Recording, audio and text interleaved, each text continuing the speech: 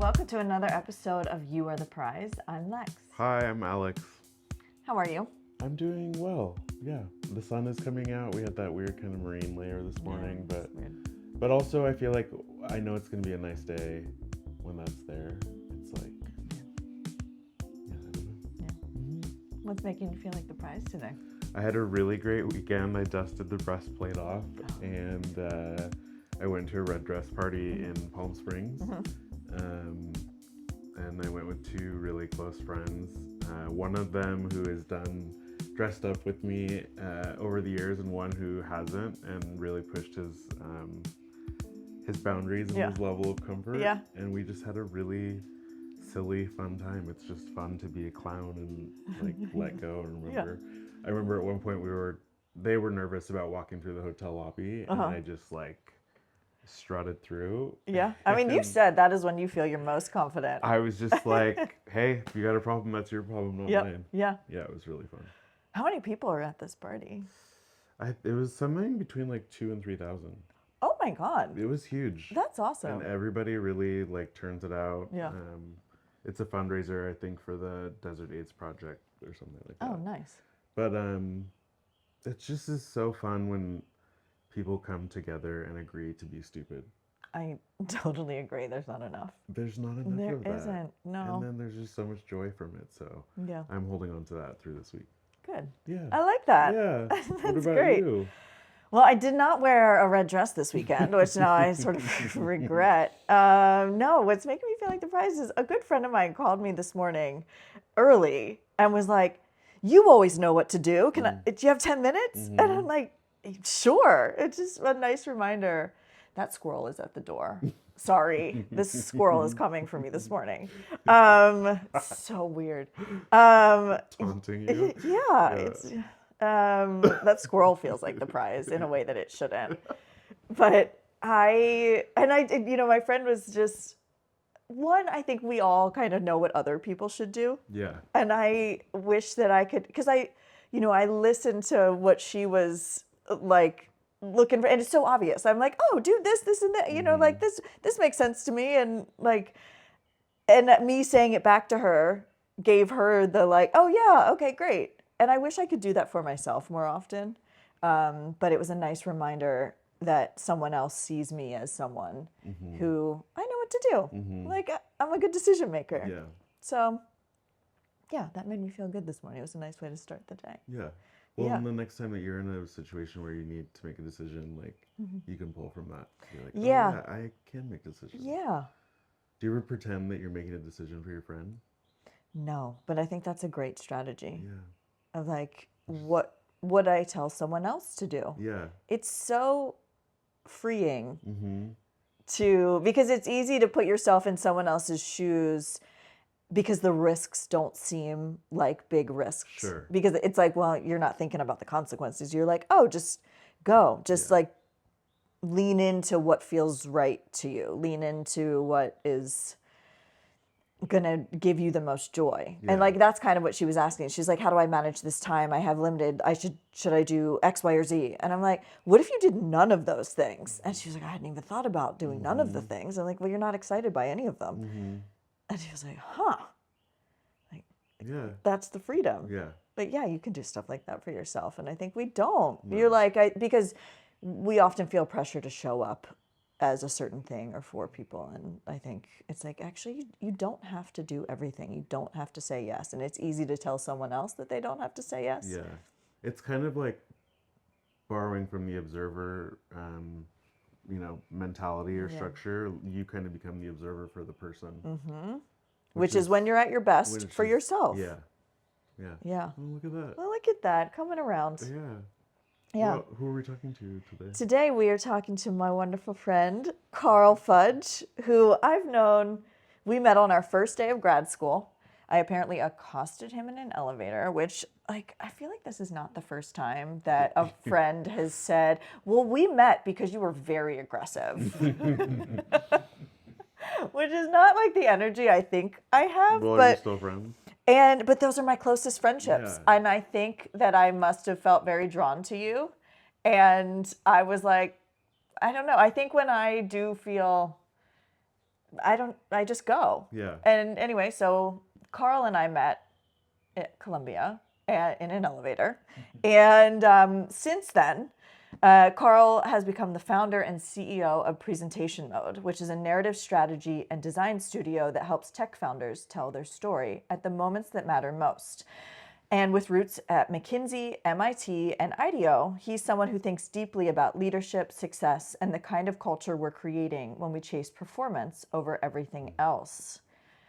Welcome. We're happy to have you. Thank you so much. Yeah. What a pleasure. Yeah. Thank you guys. And you did accost me, but I'm so thankful that you did. You said, "Where are you from?" I looked at you and I frowned, and you said, "Because you're clearly not from here." Which is I would like to preface that with it was 2005. Yep. Which I don't know. For some reason, it feels like it was still okay to ask someone where they were from. I don't know. And Yeah. I don't know. And you were right. I was like, well, this one might be rude, but she's perceptive. Yeah. So that's interesting. Had you ever met somebody from UK? Yeah. So you just, okay. I I'm don't like, what am know. I wearing? Which is so I- clearly Yeah, yeah. making me stand out here. I have no idea. Well, But you I'm glad that you you hadn't did. said a word. Oh, Yeah. so it was just a, Yeah, I don't know. Yeah. But you know, it's so funny how anytime you have a new experience at job or school, so many times it's the first friends that you make that become your best friends. I don't know what it is about this moment where these atoms are all just colliding Yeah. in interesting ways in elevators or classrooms or Yeah. offices. And then how that formative moment of a friendship is so long lasting. And I'm so glad that we're still friends 21 years later on and pick up where we just left off. We do. Yeah. And we're happy to have you here today to talk about, we talk a lot about what success looks like and our different definitions of success, where they come from, if they're even our own. And you're someone who, I started with the more traditional path, as we do, and then you redefined like what you wanted your life to look like, and you went out on your own. So tell us more about Presentation Mode. And because you do some of the similar work that we do, which is working with founders at like the very beginning of their journeys, where you're helping them tell their stories, but you do it in a very specific way where you're getting people ready to go fundraise. Yeah, totally. Well, I mean, I think founders have two main jobs. One is to build an awesome company, but the other is to raise the capital to be able to build that company, right? Like that's the fuel for the engine. That's the nutrients for the plant to grow and flourish. And it turns out that storytelling is fundamental to fundraising. And people don't really realize that. They think it's just about building an awesome business. But I've seen many, many businesses that don't get the traction they deserve because the story gets in the way. And it's understandable why, right? Because founders like to mostly be in the product, or they might come from a technical background. So they don't get the practice as much to tell their own story and to practice that skill and that muscle. Yeah. And so it's our work and our role to come in and help those people build that confidence, build that narrative. So when they go into that moment, which we think of like a performance, like we think of it as almost being on stage or preparing for a final exam or preparing for a big game. You know, it's like the people who succeed in that moment are the ones who are most prepared. And so, yes, it's the story that we craft and we build their deck. And some people think of us as like a deck shop, which I sort of shudder when they say that, because they've just minimized the deep work. Exactly, and oversimplifies what I think is actually very difficult work Extremely difficult and deep work. yeah. And you guys know about creativity and the vulnerability it takes to try something, to take a risk and then be critiqued and judged and be wrong sometimes too. And so, you know, as much as it is about building the deck and the story, it's mostly about building confidence and building preparation. And it's work that I find very meaningful. You know, if we can help those people in those moments, that can change their lives and change their businesses. And, you know, for me, having been in corporations where you feel like sometimes the work you're doing doesn't really have an impact, you're just this tiny cog and it goes through all these layers of approval and gets kind of smoothed out and diluted. It's really nice that this is a direct form of impact. Like, I help you today and then you go and succeed tomorrow and then you come back and you say, hey, you made a difference. It makes me feel very satisfied and very rewarded. Yeah. I'm really interested in the psychology of it all, because you two met in grad school for that, right? Yeah. And how you've applied that in your day-to-day. Did you think when you were in school that this was, you know, that you were going to be helping founders, or how has that helped you get into this work? Yeah, well, I was at McKinsey at an early age in my career and honestly not having that much fun. And Alexis is part of this story. So she was in San Francisco. I was living in Texas of all places. And, at that point I am working long hours. I'm super stressed. I'm showing up to work in pleated pants, button down shirt, belt, polished shoes. And I was doing it because I thought that was what you were supposed to do at that age. You go to a glitzy name and try and build your career. But I went out to visit Alexis on a weekend. It was Beta Breakers. Do you remember this? Yes, I do. I do not know where this story is going to go, and I sense that I'm going to not look great in it. But no. You made a big difference in my life. So I went out for this weekend. So for one, Alexis had me come and visit the IDEO office in Palo Alto. So I am, in my professional experience of life, is being stressed and wearing pleated pants. I go to the studio in Palo Alto and they've got this VW Eurovan in the office, and they've scooped it out and they've turned it into a conference room. They're having a meeting in there. It's like guys with beards, like t-shirts. They're just like hair's in a mess. They're chill, but they're just having a great time and doing great work. And I was like, oh wow, that's a different form of work that I've ever really experienced. And the rest of my weekend looked like the opposite of that, because I couldn't even go to Beta Breakers because I was busy in Excel and PowerPoint the entire weekend. That's right. I was about to walk out the door with you. I think you'd even given me a shot of whiskey. And I get this email on my phone saying, hey, you need to come and get back to work and take another round at such and such. I was like, Lex, I can't go. So that means you don't have any stories from whatever I did at Beta Breakers. That's true. What a relief. That's true. That's true. But I do remember that. How disappointing. Yeah, we never got to have that experience again. But it showed me that one, it led me to want a career that was filled with more joy and creativity. But also it showed me that I was just way more excited about, like, IDEO to me represented creating something new that did not exist. McKinsey was about optimizing existing things and trying to make them a bit better. Because when you have a $10 billion corporation, if you can find a 1% of cost savings here and 1% really, that makes a huge difference. But it wasn't the work that lit me up. And so I think that experience, it showed me something in my eyes that seemed way more exciting than I was drawn to. And I think that was a really formative moment that just set me on a different path. That, of course, I never thought I'd be here as a full-time entrepreneur helping founders with their decks and their stories. But that was the beginning of that movement towards creators and entrepreneurs. And I think that was really all about following that energy that gave me, that I noticed.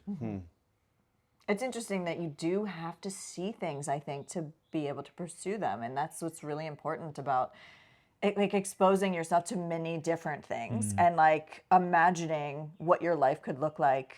Yeah. But if you do not see what that could be, it really is hard to imagine. Yeah. Yeah, you need a real world example to, Yeah, it's like when you would go over to your friends' houses and they would eat dinner in a different way, or maybe they would sit and watch TV, and you'd be like, come home and say, oh my God, Jenny's family does it like this. And your parents are like, well, that's Jenny's family.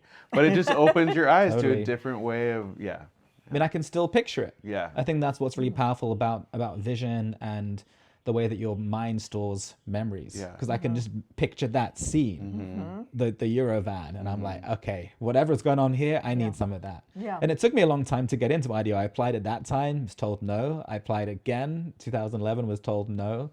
And I was about to give up on this dream and went to business school, and then finally was able to come as an intern, working with the San Francisco Unified School District school kids on their school lunch program. And I've gone from being in these boardrooms with CEOs to being in the classroom with a bunch of 8th graders. Aww. And in some ways it was like starting again, but it felt, very poignantly like it was about a new beginning, but with joy and I think children are so full of innate joy and energy, and I think I really fed off that, and it made me feel like, okay, like I'm trying to almost unleash my own inner child here and start this new journey, which is less about pressure and expectation and rough critique from the McKinseys of the world. It's more about how do we play and create and have joy and collaborate. And so a third time was a charm. Finally got my opportunity, and it made me probably appreciate it more, because I think if I'd had it so easily, I wouldn't. But I was like, finally, I'm here. After 5 years of being told no, I'm finally in the door, and I'm going to make the most of it. And I was there for 8-9 years, and that shaped a lot of what I do and who I am today. Did you have a meeting in the Vita van?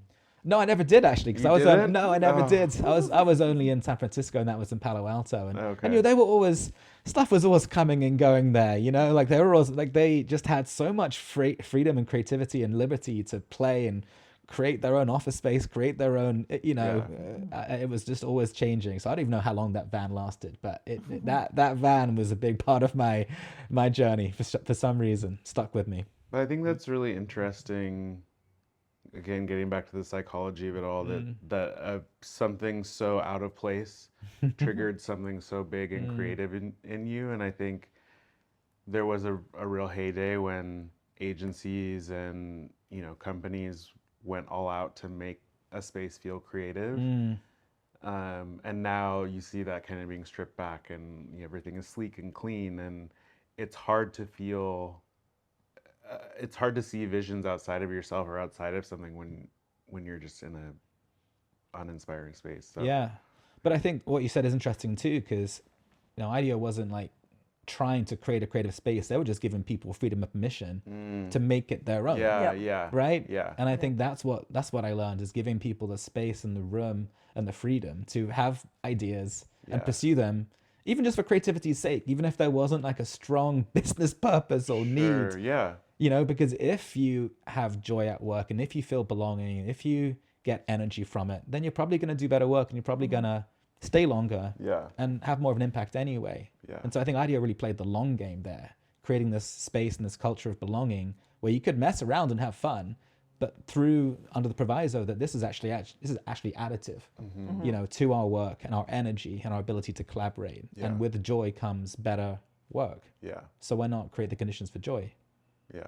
Is that how you have set up presentation mode?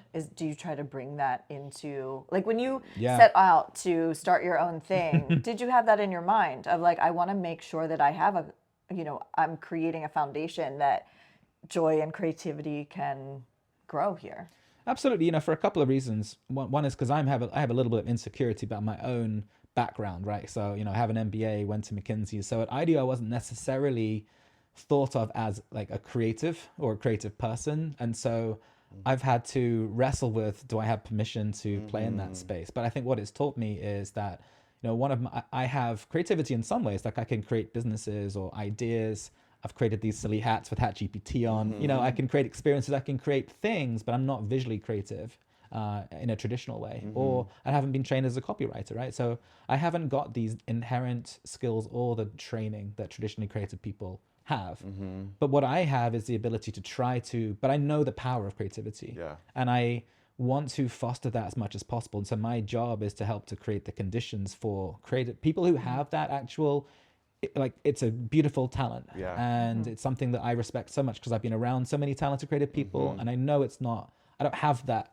And I don't want to say a blessing like you didn't work for it, but also even if I worked for it, I wouldn't be able to, I don't have those raw materials in my brain. And so my biggest thing is, how do I give people that space and that permission, that foundation to be successful, which might look like trust, or it might look like permission, it might look like encouragement, it might look like space. And that's something which I think is really important. So I think absolutely, because I think if you don't have that, then you can't do your best work and you won't feel belonging. Yeah. I think also too, I can't pay people, there's people who can go to these companies as UX designers and be paid 300-400K, whatever, at Google, right? And I can't give somebody that financial opportunity, at least not yet.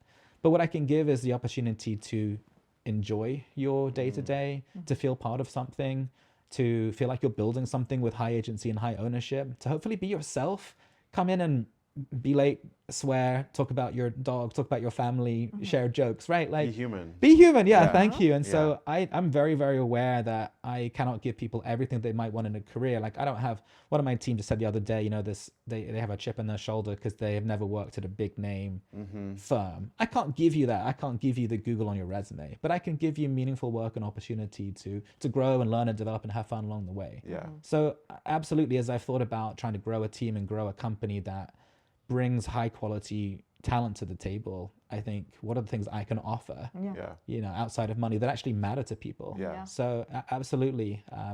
But not from the very start. At the very start, I was just, is this a thing? Yeah. And then once it felt like it had some legs and momentum, then it's like, okay, how do we keep it as a thing? And how do we keep on doing our best work? I'm very insecure about, yes, I want joy, but I'm also very insecure about messing up.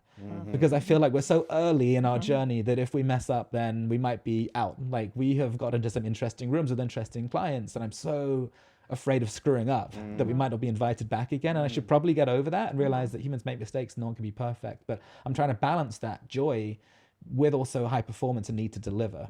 And not that they necessarily have to be counter to each other, but sometimes there's a balance, right? Well, we have to take things seriously at some point. We still have to have pride in our work.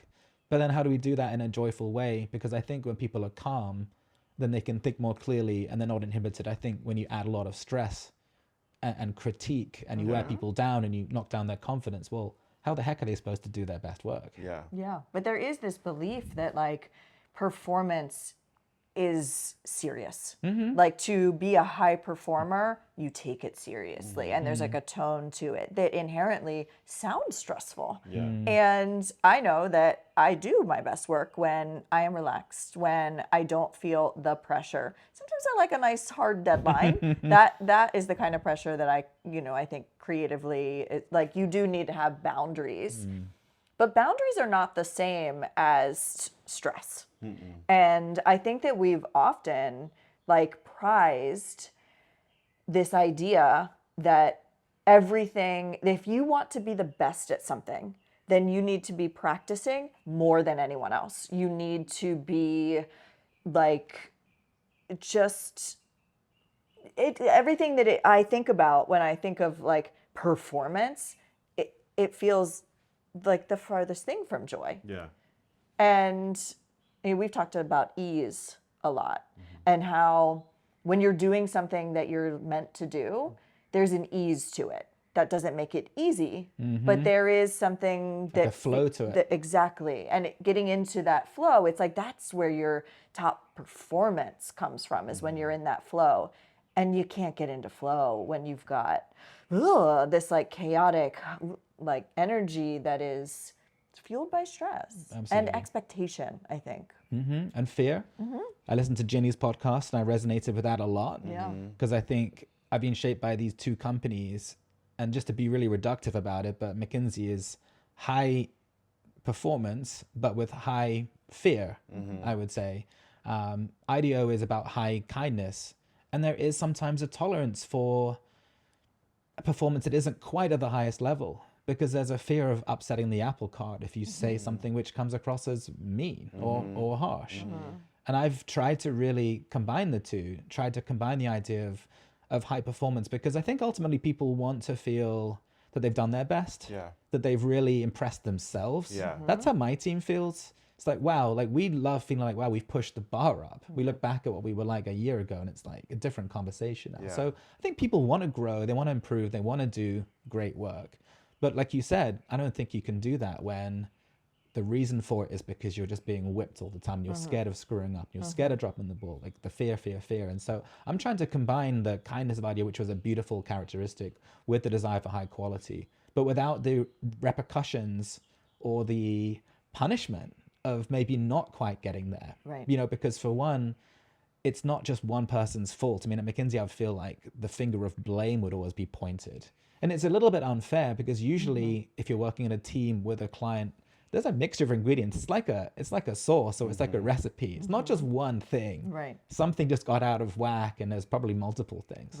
And so it seems really, really unfair. But the other reason why blaming doesn't work too is that you don't really learn that much. You know, there is not like, hey, if we didn't quite get to our bar, okay, let's debrief that a little bit. You know, it might be a combination of, well, we had competing deadlines, we were tired from this thing, Carl maybe wasn't clear enough with the direction, the person maybe didn't start. Like, it's usually not just the one thing. And I think it's almost like gaslighty if you just say, hey, we didn't get what we wanted, it was your fault. It's like not that simple. But that's really common. I mean, this is like early concept from like grad school of like the group dynamic, and it's like satisfying to have a scapegoat, to have the one person who then carries the weight of the failure, and then the rest of the group is off the hook. It's like we all take on roles, and that, to your point, it isn't productive because you don't improve. Then like the person who's the scapegoat often turns into the scapegoat over and over again, and then can be exited from the organization or the team and nobody's gotten any better. And that is fucked up. It is. It's totally fucked up. It's just counterproductive. And I think a lot of it is about leaders who won't take any accountability because they have to protect their reputation. So it's inconvenient for them to be part of the problem. Right. Yeah. They would rather point at somebody else being the problem. And I don't like that. I don't think that's really fair.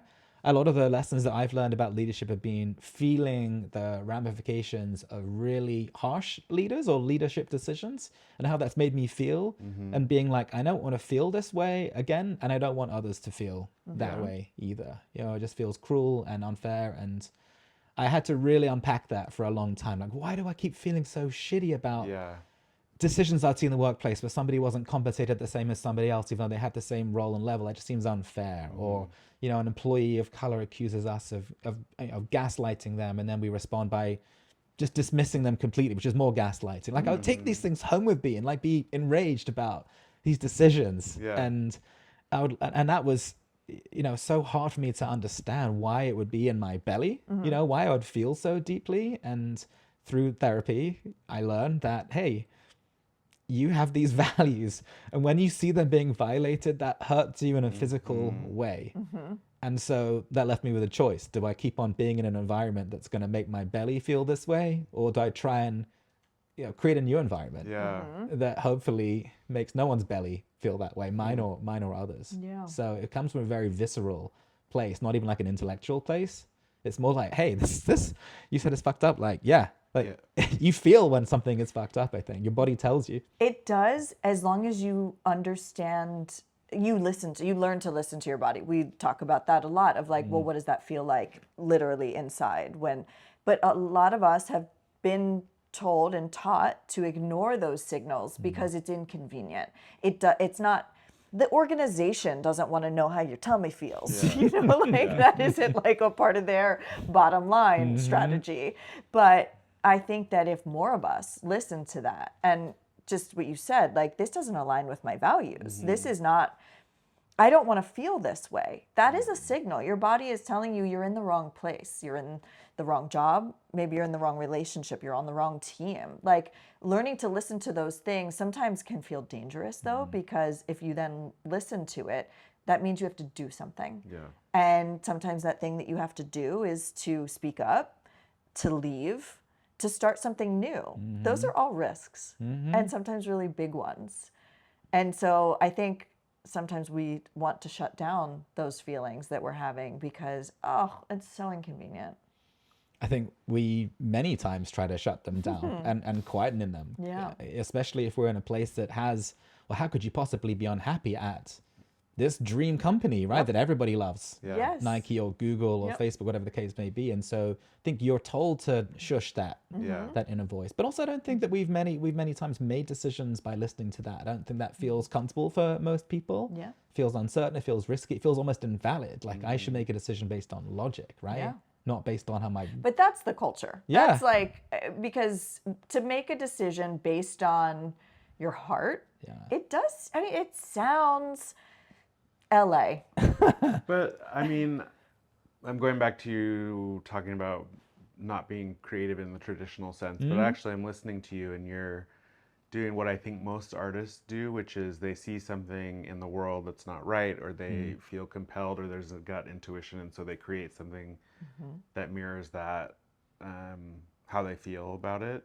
And you may not be like wielding a pen or a paintbrush, but you're creating a world where that feeling that you have is like hopefully alleviated for people. And so it is, I think that's just another example of creativity and bringing something to life that's outside of yourself. I hope so, yeah. And Alexis and I studied organizational psychology, which was kind of nerdy, and now it's gotten really cool. You have like Adam Grant, and it's like, it's popular now, but it's all about how do you design an organization?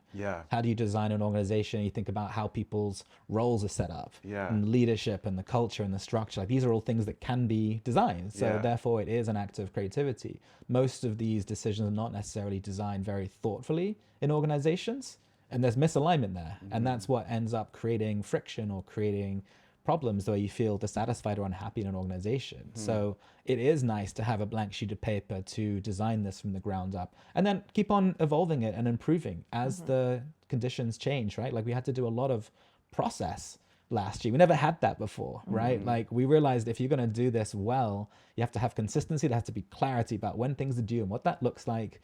We used to have these things called rough drafts, which would sort of just put words on pages and show clients a direction, and they would just throw up on these. They're like, what the hell is this? This is garbage. We're like, okay, how about we don't do that anymore? Yeah. Should we maybe make the first time somebody sees something really, really good, like our best at that time, not like something very rough. And so we had to do process, and then we had to think a little bit about roles and you know, a little bit around structure and hierarchy, a little bit around, you know, leadership and culture. We have our first offsite coming up and in a month's time where we're going to think about dreaming big and setting goals, but how do we move ourselves forward? How do we maybe let go of some things that we did last year that we don't want to do anymore, but how do we start to do some new things? And so it's always evolving too. It's not just like you write it and then you're done. Yeah. You're constantly kind of editing it. It's more written in pencil than pen. Yeah.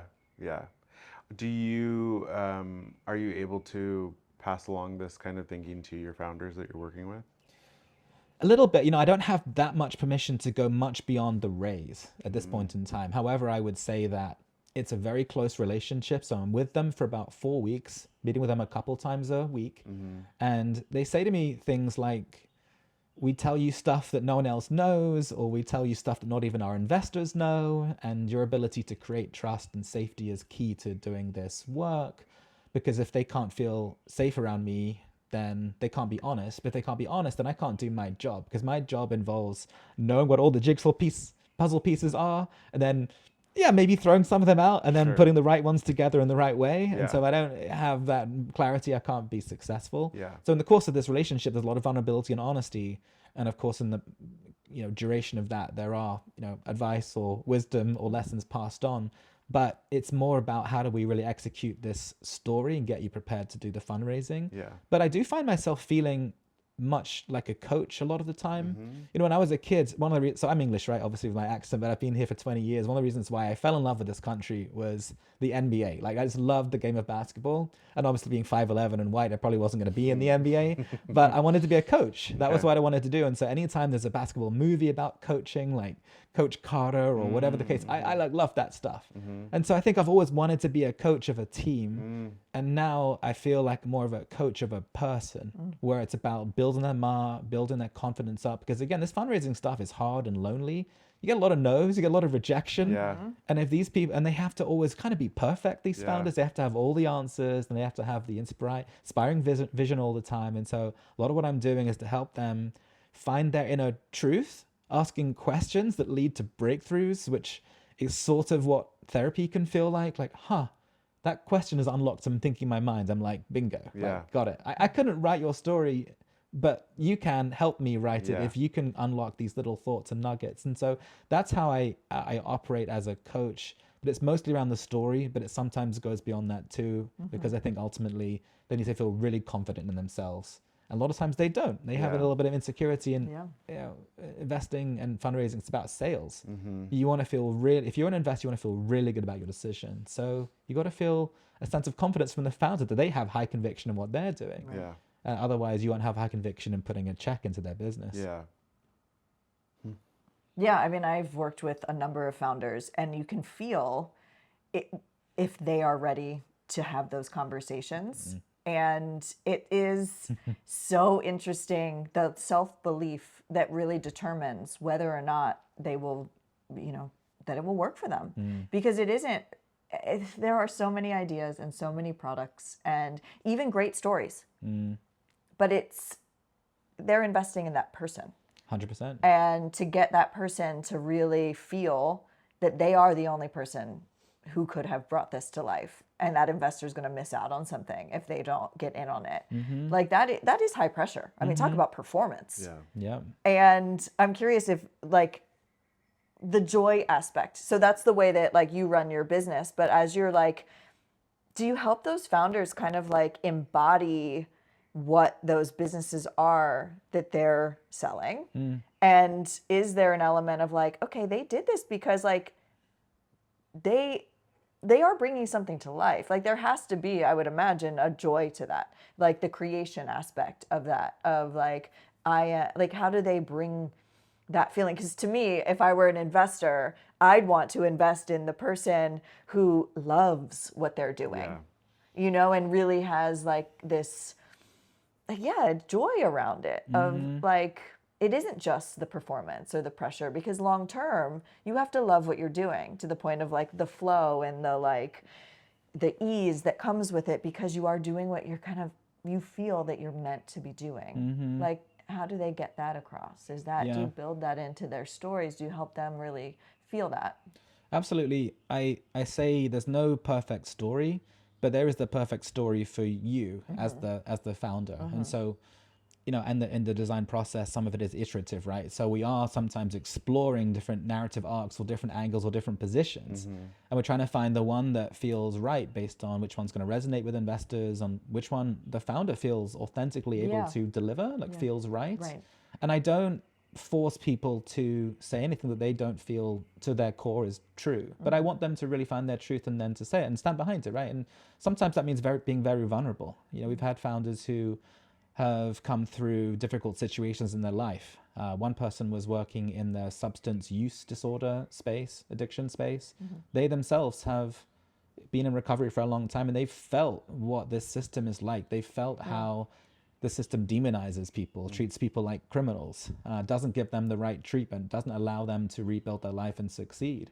You know, and so the start of his story was the way that the system treats people who have substance use disorder is unacceptable. So sometimes joy isn't the right tone. No. You know what I mean? Yeah. But I think it's But about... it was personal. Absolutely. It's about kind of what is your why. Yeah. And I think for an investor, they have to believe that you are in this for the long term, that you're deeply committed for whatever that reason is, whatever that why might be. And that you're going to leave no rock unturned to get to the bottom of this thing and fix it. And that might come from a place of, hey, there's a level of inequity in the world, or I just am so fired up about this thing where I see this incredible opportunity. And so there's different ways that you can go into that. But I really think it should speak from the heart, speak to your why, speak to why this matters so much to you. And I think if you can do that, you can convince somebody else that this just effing matters. Yeah. And somebody should fix this. And you've got to get the investor to be like, I want to help you do this. Yeah. This seems crazy that this hasn't been done already. This seems crazy that this is allowed to happen. And now you've enrolled somebody on your journey and you brought them along.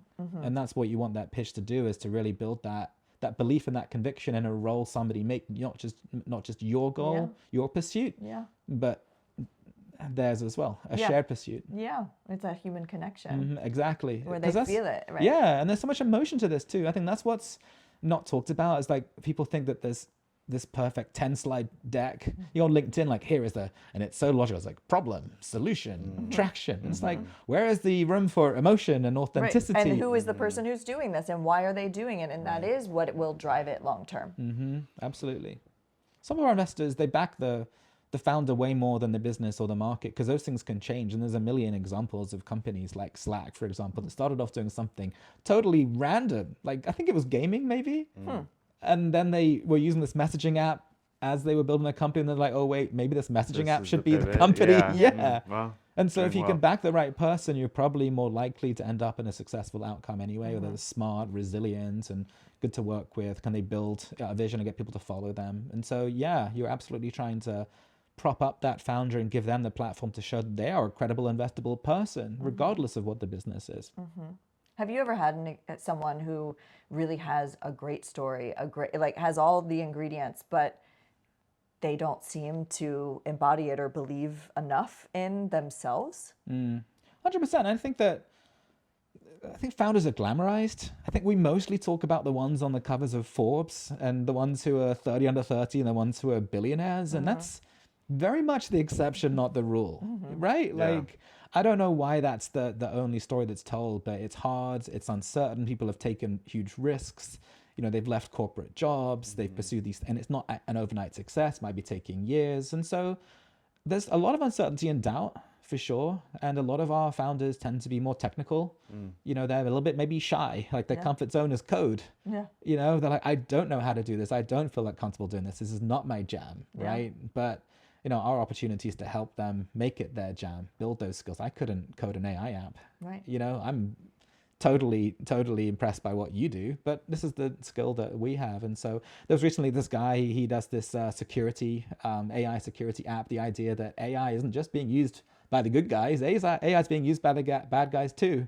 You know, you think about every software every company has software, and every software has vulnerabilities that can be exploited. Now we have AI agents that can do 1,000 times as much work, right? No, he sees this as a real concern, as a real problem, but he didn't know exactly how to set that up. And so we helped him figure out, like, okay, how do we make this a believable, understandable problem? It doesn't feel so technical. It feels understandable, so you can get non-technical people to get it and enter your little world a little bit and open up the doors there. And then once you're in that world, then he can be the star of that show. Right. And we talked a lot about how do we give him talking points or moments where he can shine. Yeah. Know that he's not comfortable going into this process at all. How do we give him things that he can emerge as the expert, as the hero, as the confident person to come and solve this problem? And so some of it we're deliberately putting these little things in, not because they necessarily are the perfect point, but they help that person establish confidence in their domain, which is going to give them that joy and that energy that an investor's going to respond to. Yeah.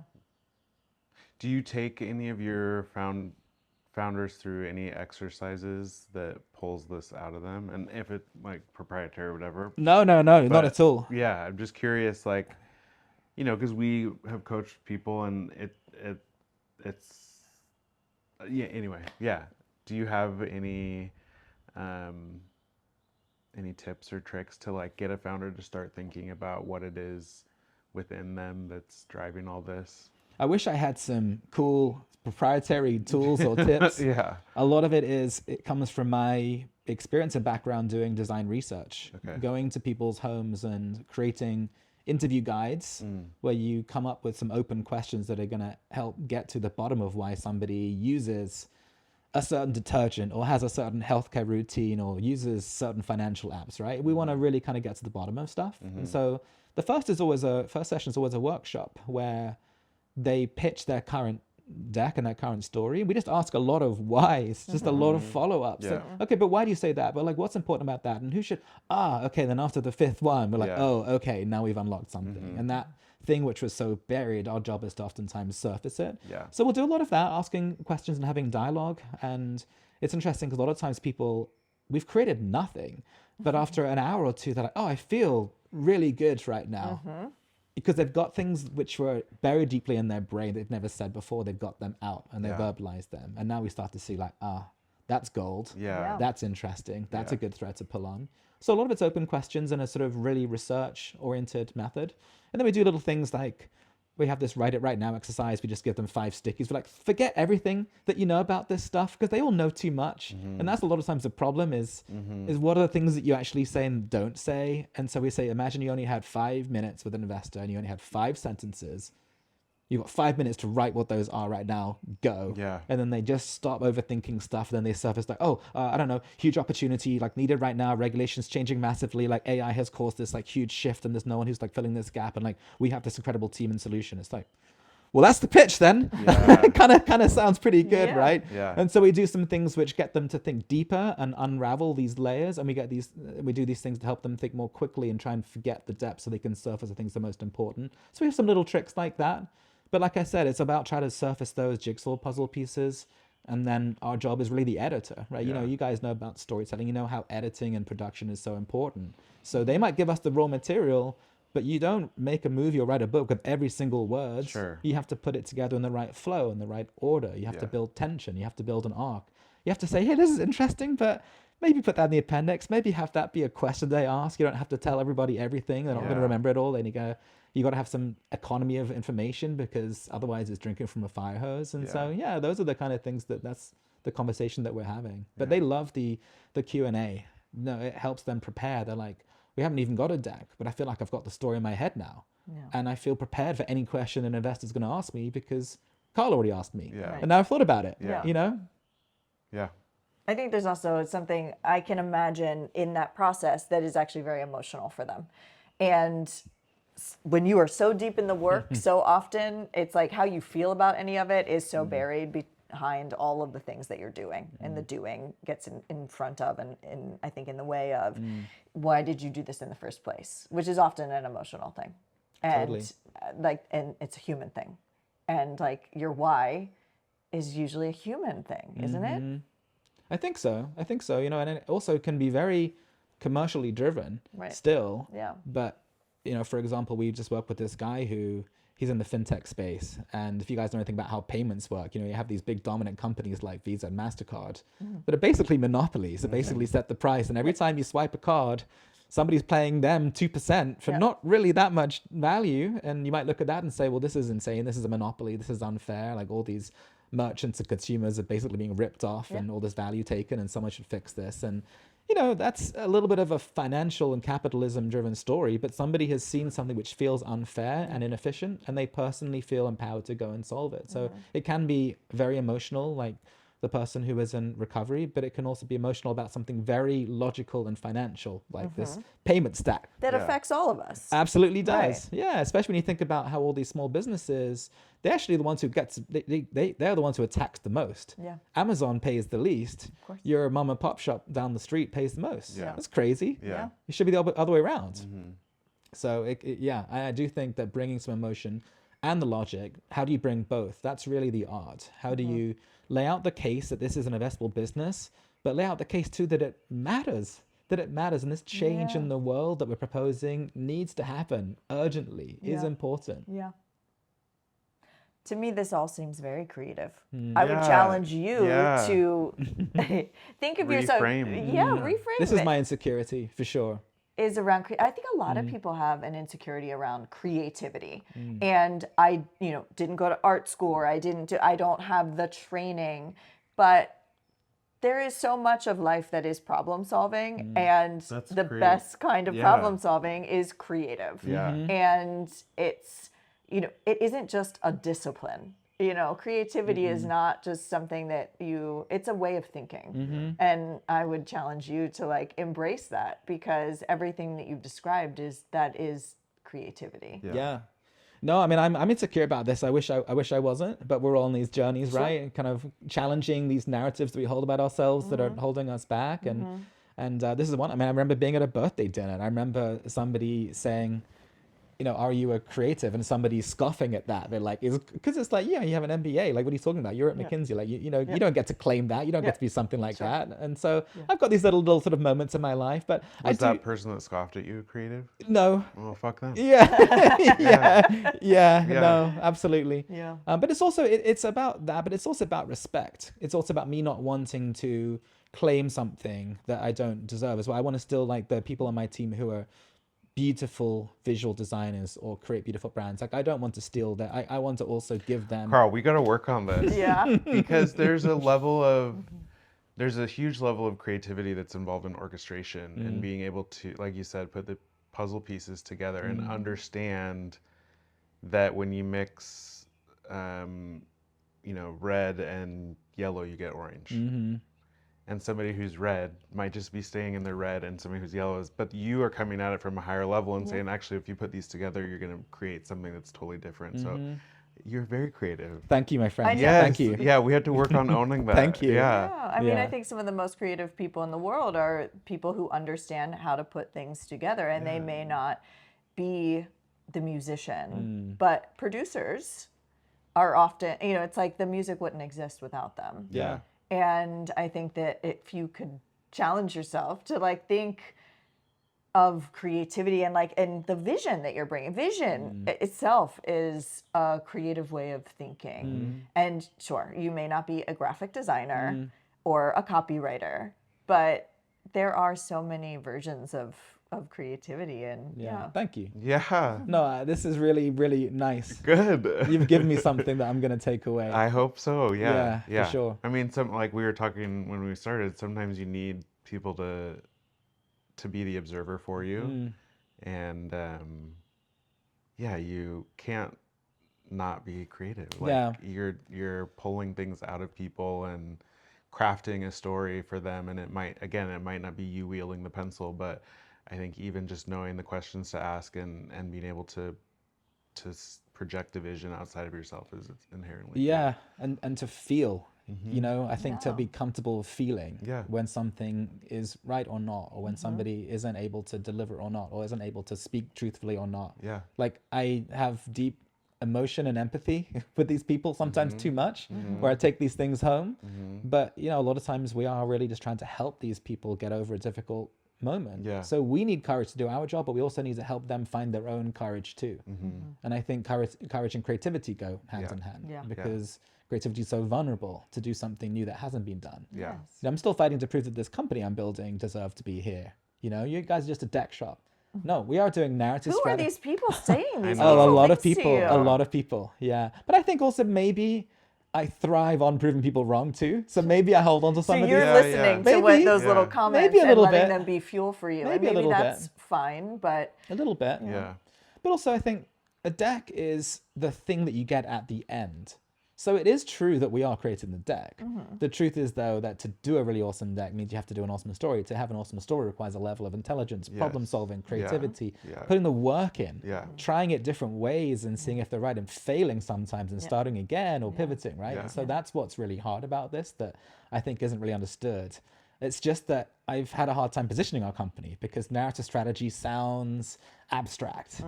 Deck is tangible. Oh, you're going to give me a deck. Great, I need a deck. You know, I don't know if I need a narrative strategy. That sounds abstract and kind of weird. And so my challenge right now is to frame what we're doing in a way that people understand and perceive as valuable and gives our creative people credit, including myself, thanks to you, credit for what we're doing. That's hard, that most people don't know how to do, that we've done 100 times and we're just continuously improving and getting better at it. And so that's what is why it's on my mind, is because I can sell a deck 100 times out of 100. Selling what I really do is much harder. And it's hard for me to have the confidence to really back that because I'm scared of failing and I'm scared of it not working, right? So I'm torn between these two things. One is easy, but isn't the truth. One is hard and is the truth, but people don't know what to make of that sometimes, or don't believe that we could do it. Like I've had investors say, we don't believe that you could create a great investment narrative. That's what investors do. Like a bit of a pat on the head, like, oh, that's cute. Yeah, now that's what we do. Yeah. You know, but VC world and financial world, I mean, I wouldn't say it's known for its kindness either. So we're trying to bring a little bit of a different lens, a different approach, but show that, hey, there is room for a company work like ours doing the work that we do that looks like this. And that's the battle that we're fighting, but joyfully. Yeah. You know, we're like, love it, like love the journey. Love proving people wrong, but love growth, love seeing ourselves improve, love our team learning new skills and being confident. Like I'm not held back. I love these things. Yeah, I love solving these kinds of problems. I can feel that. Yeah. You're love this energized journey. by it. Totally. Yeah, I love this journey. Because I got to a point in life where I wasn't really learning anymore. You know, I was like an executive director at IDEO and the job was easy. I could join these conversations and say one thing, which was like, oh, that's such a smart insight. And I hadn't really listened to the rest of it. I was just kind of like lazy. And I was like, I want to keep challenging myself. I don't want to feel like I'm coasting. I'm too young for that. And so now this is the complete opposite. I don't have the platform or the brand or the infrastructure. And I do have to use my own hands, my own mind. I do have to put the time in. But I'd much rather be building that way than I would be kind of sprinkling a little bit of salt on. I'd rather be creating the dish from scratch than like the finishing salt. Yeah. All sounds creative to me. Yeah, very I'm sorry, I'm not going to let this one go. I appreciate you guys. You know, yeah. I appreciate you guys a lot for that. Yeah. It's a journey, you know, creative confidence in your own skill set, understanding what your own skills even are, what you do that's actually good. That's not hard. That's not easy to find out. Yeah. Because I think most feedback is negative in the world. Hey, here are things you didn't do well. So you're constantly focusing on the things that you suck at. My mission is can you focus on things that you do well at and encourage you to get even better and to grow from that position of strength, not focus on the things that you don't do well. It took me a while to know what I was even good at in life. I didn't know. It's hard. But it is when you have people around you who do reflect back to you. Yeah, who care about you. Yeah, those important mirrors. We need them. Totally. Thank you for being a mirror for me. Yeah. Thank you for making me feel like the prize. This is an uplifting good experience. That is our goal every episode. I'm Champ is happy every time we bring it around. He's like, just say the prize at the end. Yeah. This is like a public therapy session that's going to go online. Good. Yeah. But, you know, it's like you guys are people who are perceptive and empathetic, who are very caring and thoughtful. And so you're showing what that looks like in action to help people understand their strengths and encourage them in their journey in this like very, very uplifting manner. Yeah. So Well, thank you. It's important. There are ripple effects that happen, and I think we're all just in a big lake, just making waves around each other. But who does that? Do you guys do that for each other? Who is the mirror for you two?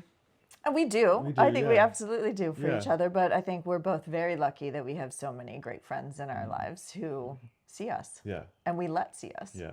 Yeah. That's our secret sauce, right? Yeah. Yeah, I mean, and nobody. Yes, there are these mirrors, but nobody's gonna come rescue you. So it is important, I think, to remind yourself that you are the prize, and to not second guess whether or not you're creative, and to reframe things so that you do see the light that's coming from you, and the impact that you're making, and I mean, and if I that had somebody in my circle who was talking like me, I would have said what you said. oh, what do you mean? You're like, I Just- would have encouraged Anna, but you are creative. What are you talking about? Yeah, Look yeah, at all yeah. these things. Yeah. Yeah. But It's hard to say that to yourself. Yeah. I mean, that is what's, funny about like the call from my friend this morning is that she's like, basically was saying, say back to me what I need to hear right now. Yeah. And that's what, I think that is a wonderful thing to be able to do for someone else. But it would be even more powerful if you could do that for yourself. Yeah. Not that you shouldn't make the phone call. I loved your phone call this morning, Megan. I loved overhearing it. Yeah, you're like, she is giving some advice. She Yeah. should probably give to herself. I was like, this is early. Lex is coming in hot. But to do that for yourself and have that kind of confidence that you know what to do, that you have for other people knowing what they should do. Yeah. Or maybe yes, and maybe you just have to keep finding those people to be that mirror for you. Yeah. So for example, Yeah. I actually don't believe that anyone can write their own story. I believe that's extraordinarily difficult. I think that you know too much. I think you're too close to the details. You Yep. can't self-edit. You have no lens of what is context that I need to share with Alex before he even gets the world that we're in. Yeah. And is that too much or too little? Yeah. And so that's why I believe that everyone should have an editor, like a thought partner and an editor Yeah. when they do something creative. Yeah. And so maybe it's the same thing with finding I don't know what the theme is, finding your confidence, finding your voice, but maybe you just everyone should have a coach or a therapist or a confidant or a partner. Like maybe that's another lesson too, is it's difficult to do on your own. Maybe you should have that. You should create that structure for yourself. And like you said, no one's going to do it for you. Maybe you've got to go and seek those people out to play that role in your life. I don't know. Yeah. I mean, I think there's a fine line of, balancing external validation with just a sense of knowing. But I would say, just hearing you talk, there's a sense of knowing that you project on, or you help other people bring out of them. And so it's there. Like the external validation of, I hope I don't fail, or some investor telling you, you're like, okay, well, then you have to go back to that internal knowing of like, okay, well, you're an asshole. I know what I'm doing is right. No matter what, you just have to believe in that. So, yeah. Well, I think you can build confidence. I don't think you necessarily have confidence. I think you can build it by doing the work, right? Putting in the work. So when people question whether we're good at this or not, I can just look back at this history of, we've done this 100 times over years and improved and learned every single time. Yeah. And I think that's ultimately what you need as a creative person, is the confidence that you're not going to put every step right along the way. You're going to make mistakes, but you have the confidence, you've done it before, and you will figure it out eventually. To your point, problem solving. Yeah. And so I think you can be confident once you've built that confidence by putting in the work. And that's something that you can go back to, even when people challenge you or try to take your joy or energy or second guess you or critique you. You've got this little bank of evidence. You can be like, well, but I'm going to kind of like look at that and listen to that more than I'm going to listen to your opinion. Yeah, and building that reserve Exactly. that you can go back to. I create now, I've got this Notion page where I create a list of, or a bunch of quotes and screenshots of emails. It's like my encouragement box. When somebody says, oh, this was like, the story made such a huge difference, or like, we raised our round thanks to you and your work, or like, it was such a joy working. I just like screenshot this stuff and I keep putting it there and putting it there, because I have moments where I'm just tired, or I lose my conviction sometimes. I have moments where am I good at this? Is this the right journey? And so I go look at this. And now this is going back 3-4 years of people being like, oh, I wish I had a brain like yours, or like, well, that was such good work, love. And so I also do things like that I can look at. It's like my little treasure trove of encouragement that I can go back and look at. I need that. I do. We all need We that, all and do. we don't do it enough. We hold on to the one negative thing because that's survival. Our brains are like, don't get eaten. And like, Primitive thinking. totally, that's where you go, and that's where criticism like becomes so sticky.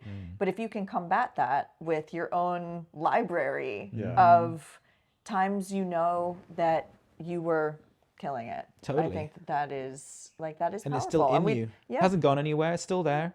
Yeah. Yeah. It's a great reminder. Totally. Everyone do that. That's a good tool. Yeah. But you guys talked a lot about just believing in your own voice and trusting yourself. It's taken me time to. It takes everyone time to.